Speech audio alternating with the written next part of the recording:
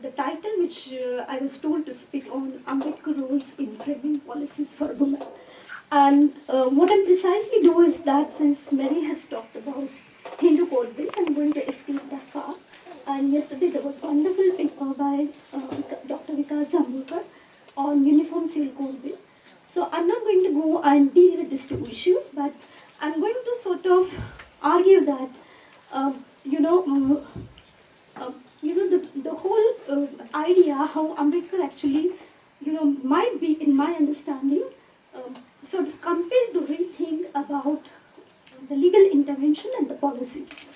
So this paper critically engages the codification of the laws by Manu, which was interpreted by Ambedkar in order to understand the position of women in Indian society. It argues that how several policies, legislation was proposed by Ambedkar to uplift the woman in India. It further interrogates existing laws and policies and how feminists keep demanding the new laws and policy, or I would call it the intervention to bring the changes into it. At the same time, I argue that the mainstream dominant feminist discourse also ignored the contribution of Ambedkar for women. I would like to raise certain questions on population control, surrogacy, transgender bill, women's reservation bill, and so on. In addition to that, I would like to focus on the cases of violence against women, whether it is, it's very evident since 2014, the rape cases against violence against women is increasing, the sexual exploitation by patriarchal lawmakers, and you can back and forth see these issues, or hashtag #MeToo campaigning by locating the core ideas of Ambedkar on equality, justice, dignity, and so on. Does this paper also address the argument based on temple entry, for instance, the Shani Shingrapur temple, Sabrimala temple, or the entry into Haji Ali Dargah? Or, and I'm not going to go and deal with the theoretical arguments here, which is sort of individual versus the community rights, because since I've been trained and Vidu also taught me way back this, so I'm not going to go and deal with this, but I'm just throwing sort of, the ideas to rethink how one can engage with this. So, for instance, the repealing of the triple talaq, where the demand by the women or the Muslim community of the groups, maybe the community, and going into the, whether we are going into right or the wrong directions. I mean, Mary spoke about the partition of Pakistan, which Ambedkar also precisely talked about these ideas. I would also further draw certain arguments, which is, I think, which is a sort of ongoing paper which I'm writing on the Buddhist Marriage Act, which was proposed, and many of the Maharashtrians would be knowing about that. There was a demand from last 3 decades by the Buddhist community, and in my understanding how it is appropriated and misleading, and how this patriarchal structure of the law, which feminists keep criticizing, and bringing the dominant ideology at the Brahmanical forces, which is again reproducing a sort of nature. And you would see and observe that if you analyze 2014, and particularly in case of Maharashtra, the emergence of the Marathi Mocha, the costumes, the ways in which the ideology is propagated. So I would try to sort of revisit some of the core ideas and the rights of women by locating the questions of, again, it's a very broader thing, but I just want to throw a light, even if I may not be able to complete, but these are the core issues which I think that we need to understand since one is looking at the legal debates and the policy matters in the contemporary context, like for instance the sex workers, equal wages, abortion rights, and so on. And in conclusion, I would like to draw some of the arguments, like for instance that the ways in which the Kalaram Temple Satyagraha, which took in 1930s, and then why Ambedkar says that later on that I will not die as an Hindu, and then how one should revisit this whole debate of idea of equality, justice, and sort of offering a critique to the Brahmanical forces. Uh, Ambedkar's attacked Hindu social order to identify the root cause of the discrimination of women and also Dalits. Ambedkar analyzed the Hindu scriptures, Smritis and Shastra, which are the fundamentalism of the Hindu faith that offered graded socio-religious, economic, cultural status to the Chaturvarna, which is the 4 classes, in which the category of woman was placed as Shudra.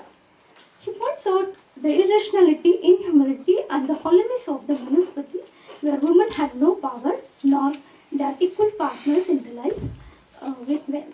Thus, the question of the respect, dignity, equality, individual rights, autonomy, agency, recognition as a human being brought by him while addressing the policies for women and other marginal categories.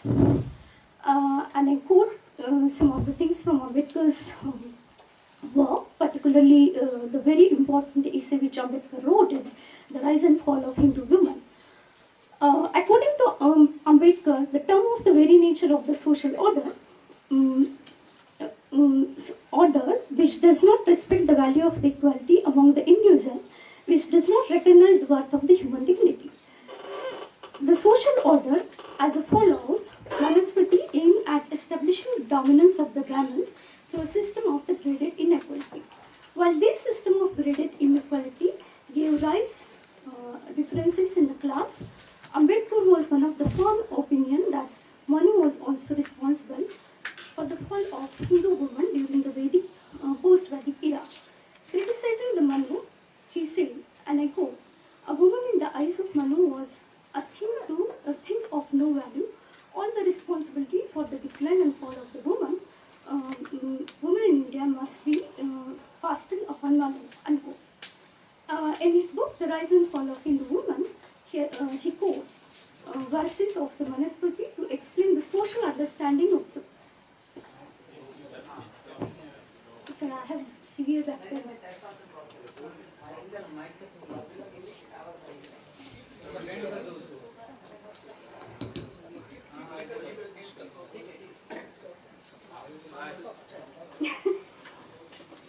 Yeah. In his book, The Rise and Fall of Hindu Women, he quoted the verses of the Manusmriti to explain the social understanding of the position of women, such as women should be looked upon the object of seducing men, because they were able to live astray in this world, not only be a fool, but even a learned man, and were capable of making man a slave of desire and anger. Thus, it would be necessary for man to extract themselves to guard woman. He also points out that Manusmriti pointed a picture of woman as a creature known for their disposition, love, and love for ornaments, impure desires, work, and back conduct, and so on, which the Lord of creation laid down in them at the creation of such. Thus, Manusmriti pointed out that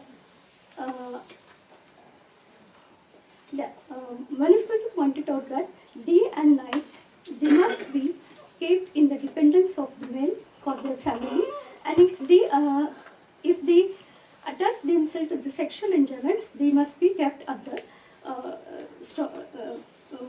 one's control. They needed to control the virginity by their guardians, and Manusmriti did not offer the right to divorce to the woman. A wife did not enjoy the right over the property, which was reduced to the level of the share in the matter of the property of the Manu.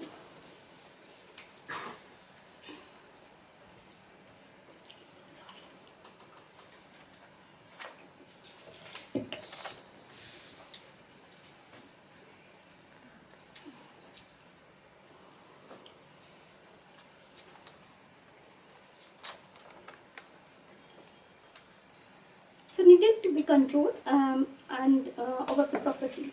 Women were reduced to the level of slave in the matter of the property by Manu. The husband had right to bend his wife, and she has no right selecting the spouse of her own choice, and she had to worship her husband faithfully. I'm bringing this discourse in the light because the ways in which today you would see that the whole political articulation is happening, and you could see that most of the member of parliament, said that we need to bring back child marriage, we need to bring back sati. Therefore, I think for me it's very important to sort of lay down this discourse here. So Manu made a new rule, and killing women was not something, according to him, is a minor offense. A woman had no right to knowledge. The study of Vedas was forbidden to her. She should not perform the duty, and the sacrifices prescribed by the Vedas are also very important here, and women should not supposed to get into this. So she will go to the hell if she performs that. He also provided to habitate the inter-caste marriages, women from being nuns to strengthen the roots of the Brahmanism. Thus, Ambedkar argued that the social principle put forward by Manu resulted into degrading the status of the woman in Hindu society. Ambedkar vehemently criticized the way Hindu positions the status of woman, and I would again quote from The Rise and Fall of the Hindu Woman, in which he argues, and I quote, "Can anybody doubt that it was a Manu who was responsible for the degradation of women in India? Most people are perhaps aware of this. By they do not seem to know two faces. The first thing, they do not know what is peculiar to Manu. There is nothing new and starting in the laws by Manu, or laws of Manu about women. These are the views of the Brahmins ever since Brahmanism was born in India. Before Manu, they existed only as a matter of social theory. What Manu did not want to convert was a social theory into the laws of the state. The second thing they do not know is the reason which led Manu to impose these disabilities upon women. Shudras and women were the two chief sections of the Aryan society, which were flocking to join the religion of the Buddha and the theory underpinning the foundation of the Brahmin religion. So Manu wanted to stem the tide of the woman flowing into the direction of the Buddhism." So basically the core argument which he's trying to put forward is that the Buddhism was propagating during that time, and how Manu actually tried to stop this. In his written reply to the article in the Eve's Weekly, where it was written in 1951, where the writer had charged Buddha responsible for the downfall of the woman in India. Ambedkar commented that Buddha did not shun women and explain any disdain for them. Before the advent of Buddha, the right to acquire knowledge was denied to women, which was supposed to be the birthright of all human beings. Women were denied the right to realize her spiritual potential. And if you look at the Thiri Gathas, the whole discourse, you could see that. Buddha was admitting women to the life of Parivajraka, removed both these wrongs in one stroke. He gave them the right to acquire knowledge as well as to realize their spiritual potentials along with men. This revolutionary effort of his brought in India the liberation of women, which allowed them liberty and dignity. Ambedkar further criticized Manu, who was the greatest opponent of the Buddhism, who put women under restraint. So, this is the argument again which I am drawing from Keir, and as Keir argues that Manu, not Buddha, as Keir also argues that Ambedkar argued, he concluded who was responsible for the decline and fall of the woman. As Dhananjay Keir again observed in his wonderful book, The Laws of Manu, one of the chapter which is Viva, Manu was the greatest opponent of the Buddhist religion. This is the secret of the many inequalities which he heaped upon women. For he knew that if the home is to be protected against the invasion of the Buddhism, it is the woman who must be protected against the invasion of Buddhism. It is the woman who must be put under restraint, and he did it. All the responsibility for the decline and the fall of the woman in India must be thrust into the Manu. This Ambedkar framed the mind of the Buddha about Manu in placing women in social hierarchy, in constructed hierarchy, which could provide sufficient protection to the woman in their social position. He was of the firm opinion that the reason for the inferior position and the subhuman treatment given given to the woman were deeply embedded in the very nature of the prevailing social order, which did not respect the value of the equality among the individuals and did not recognize the worth of the human dignity. Yeah, I think Mary has spoke about the caste system in India in a very thorough manner, and Ambedkar is again trying to point out the key figures which Mary summarized in her arguments, that the important essay Castes in India, which she has written, um, where this whole debate of endogamy, exogamy emerged, and then the surplus man and surplus woman, because I'm sure that you all must be familiar with it. And in addition to that, I would just like to see that some of the arguments, the key arguments which Ambedkar is stating again and again, for instance, that Mary also mentioned about the sati and the child marriage, where Ambedkar was trying to actually argue that the root and cause of the sati or the child marriage or the early marriage of the girl is not that which the Hindu reformists talked about in the 19th century. He sharply points out that it's a caste system which one has to point it out.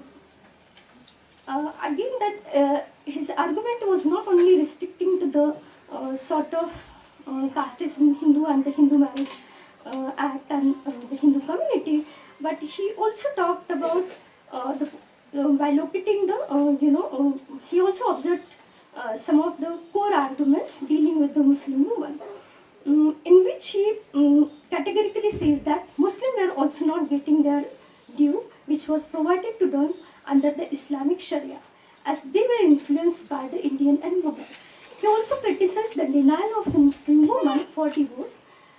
He lamented that the sad plight of the Indian Muslim woman, and quoting again from Partition to Pakistan, some of the stanzas, no Muslim girl has courage to repudiate her marriage, although it may be offered to her on the ground that she was a child and it was brought about by the person other than her parents. No Muslim wife will think it proper to have a clause entered into her marriage contracting, reserving her right to divorce. In that, ever her fate is the once marriage always married. She cannot escape the marriage tie, however, and while she cannot repudiate her marriage, the husband can always do it many times and having to show any cause. So he's not only locating that, but his core argument is that, again, while dealing with the Muslim woman, is that he talks about the parvas against the parda system. He was of the opinion that the consequence of the parda system, a kind of segregation is brought about in the Muslim woman, which has deteriorating effect upon the physical constitution of the Muslim woman, thereby depriving her of the healthy social life. I mean, we are very familiar, and Mary used to teach us when we were doing this women's movement course about this whole the Janana system and so on and so forth. And I was just remembering that. And the isolation of the male and female is sure to produce bad effects on the moral of the man. So these are the core debates which he's going to go, and he argued. Now coming back to the questions, that the key points which I would do, I'm not going to get into the Hindu code bill per se. In fact, and particularly the laws, existing law, the divorce, then property rights, and the other laws. But I think some of the key issues which Ambedkar tried to make out the policies, particularly in relation to particularly the abortion laws, or something which he talked about at a larger interest of the people, the maternity laws, the equal wages for women, and there are a number of things which he talked about, which many feminists have never noticed about. Today we are enjoying, but this whole debate again goes further if we really engage into this, particularly because it's again organized and unorganized sector. And I just want to quickly point out some of the sort of argue that, for instance, that the number of issues which are emerging and which are clear-cut the binaries between we and they, which is again emerging through when one is dealing with that. The question. The 1942 in Ambedkar goes on talking about in Kamatipura, where he says that, you should leave this fisher. And those who are knowing Marathi, he categorically says that this is the Vaishya Vyavasaya, we should leave this prostitution. On the other hand, the ways in which that some of the feminists pointing out, mainstream feminists also, and also the Dalit feminists who are the activists, sort of part of the so-called civil society and the NGOs, and those who witnessed in 2017 in Nagpur, in Chalo Nagpur, it was a sort of big battle between them and some of the Dalit women that, as Ambedkar pointed out, that no, we don't want to get into these fissions. But the whole neoliberal economic policies, the ways in which it is engaging the woman, many feminists keep arguing that there is no other way out and we should retain these debates and look at sex work as a work. So there are several questions which one needs to understand how one is going to go and deal with the question of dignity, justice, equality in the whole framework. Because within then this, I could categorically see that there are very few intellectuals, Dalit women, who are coming and taking a stand. But on the other hand, that the neoliberal economy and the ways in which the state is going to failure, because 1990 onwards, the state, there is no welfare state which is there, and I think how one is going to go and engage with this, because the ways in which that many policies which have come up, whether it's a transgender bill, whether it's a surrogacy, it is sort of very patriarchal in nature and very oppressive if you really interpret.